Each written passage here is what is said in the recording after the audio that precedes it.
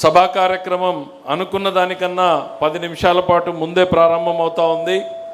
Telugu Desam party ఖచ్చితత్వానికి, నిబద్ధతకు, క్రమశిక్షణకు మరో ప్రతిరూపంగా నిలుస్తోంది ఈ మహానాడు వేదిక.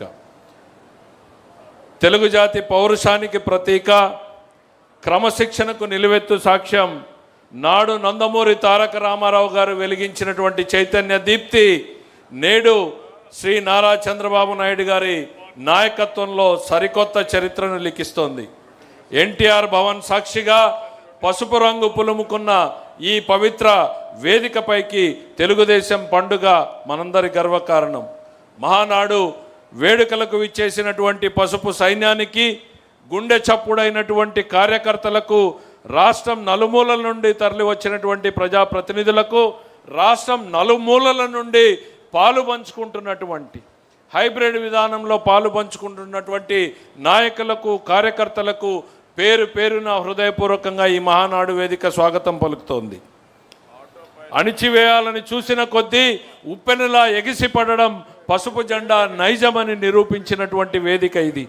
ఈ 2 రోజుల పండుగ కేవలం ఒక వేడుక మాత్రమే కాదు, రాబోయే రోజుల్లో తెలుగువారి ఉజ్వల భవిష్యత్తు కోసం, రాబోయే తరాల ప్రయోజనాల కోసం చేసే సరికొత్త శపథం చేసే విజయ గర్జన ఇది. అయితే దేశంలో పెట్రోల్, డీజిల్ వినియోగాన్ని పొదుపుగా వాడుకోవాలంటూ దేశ ప్రధాని శ్రీ నరేంద్ర మోడీ గారు ఇచ్చిన కీలక సూచనలను గౌరవిస్తూ బాధ్యతాయుతమైనటువంటి పార్టీగా, అందరికీ ఆదర్శంగా నిలిచే నాయకుడిగా చంద్రబాబు నాయుడు గారు ఈ మహానాయుడిని సరికొత్తగా హైబ్రిడ్ విధానంలో నిర్వహించుకుంటున్నాం. ఒకే చోట ఉండి నిర్వహించుకునే అవకాశం లేకున్నా మనందరి గుండె చప్పుడుని ఈ మహానాడు వినిపిస్తుంది.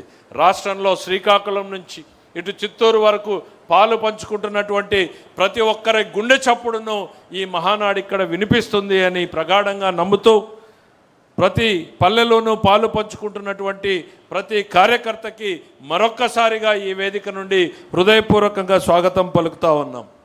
సభా కార్యక్రమాన్ని ప్రారంభించుకుంటూ సాంప్రదాయం ప్రకారం తెలుగుదేశం పార్టీలో పనిచేస్తూ తెలుగుదేశం పార్టీ జెండాను రెపరెపలాడించడం కోసం అవిశ్రాంతంగా అలుపెరుగని పోరాటం చేసినటువంటి కార్యకర్తలు, ఆ బాటలో ప్రాణాలు కోల్పోయినటువంటి వ్యక్తులని స్మరించుకుంటూ ఈ కార్యక్రమం ప్రారంభమవుతుంది.